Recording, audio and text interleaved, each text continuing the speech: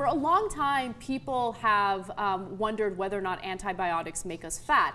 And as you guys know, many farm animals are given antibiotics because it helps fatten them up. Well, researchers at NYU just published a new study in the journal Nature, and they found why antibiotics make animals fat and why antibiotics could actually make us fat as well. Now, before I get to the study, I just want to share a stat with you that really blew me away. In 2009, 80% of the antibiotics sold in the United States went to livestock.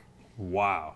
That's amazing. That means they are pumping those cows full of that antibiotics. Yes. And if we eat those cows, well, it comes to us. So what's the results? So what they found was that when given these antibiotics, what happens is it changes something known as gut microbiomes or gut flora, okay?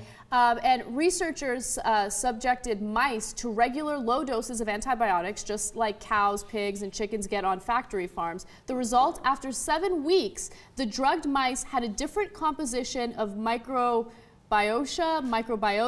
in their guts than the control group, and they had gained 10 to 15% more fat mass. Now, it explains it in a little more detail. Microbes in our gut are able to digest certain carbohydrates that we're not able to. Antibiotics seem to increase those bugs' ability to break down carbs and ultimately convert them to body fat. It's over. I immediately believe it.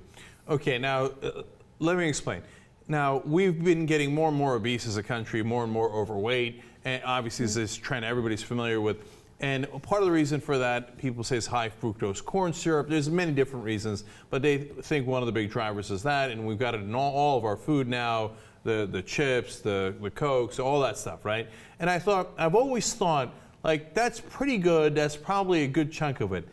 But that can't be all that's driving it. There's so many pieces of the puzzle. I mean, everything. Portion sizes, high fructose corn syrup, antibiotics, prescription drugs. There's so many. It's a complex issue, so it's hard to... No question about that. Yeah. But this rings really true to me. And I think that we've accidentally blown this country up. Okay, like in size by pumping so much antibiotics into our food supply. It makes a ton of sense, and it's backed up by research. We got to put an end to that, man. Maybe we'll shrink back down. Now, one thing that I do want to make clear is there's been a lot of speculation about antibiotic residue in our meat and whether or not that residue is making us fatter. Now, there is a lack of transparency, obviously, within the meat industry and the FDA. Really? So, and the FDA won't regulate? Yeah. It says almost as if they're captured by the industry they're supposed to regulate. So researchers are having a hard time studying that, but they have kind of agreed right now at this point with the limited information that they have that you can't say that the antibiotics in the meat are making us fat. So let me be clear. I'm not saying press the panic button and be like, no antibiotics for meat ever again, right? No, obviously you should do the research first. Obviously the FDA should be allowed to do that research because it might have a giant impact on all of us, literally.